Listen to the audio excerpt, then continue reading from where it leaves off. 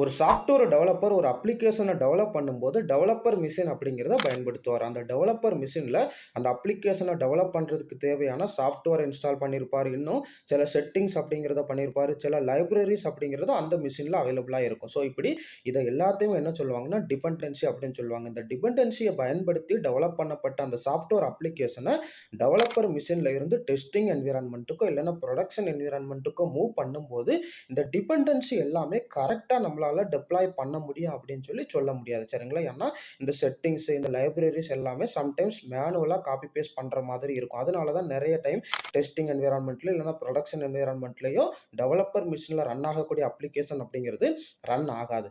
இந்த issue avoid பண்றதுக்கு தான் இந்த டாக்கர் அப்படிங்கிற ஒண்ண கொண்டு வந்திருக்காங்க. இந்த டாக்கர்ல வந்து டெவலப் பண்ணப்பட்ட அப்ளிகேஷன், செட்டிங்ஸ், தேவையான லைப்ரரிஸ் இது எல்லாத்தையுமே பயன்படுத்தி டாக்கர் இமேஜ் அப்படிங்கிற ஒண்ண கிரியேட் பண்ணிருவாங்க. இந்த டாக்கர் இமேஜ் அப்படிங்கிறது டெஸ்டிங் என்விரான்மென்ட்லயும் சரி, புரொடக்ஷன் என்விரான்மென்ட்லயும் சரி, கண்டெய்னர்ல ரன் ஆகும். இப்படி ரன் ஆகுறதுனால இந்த செட்டிங்ஸ், இந்த லைப்ரரிஸ் எல்லாத்தையுமே நம்மளால என்ன பண்ண முடியும்?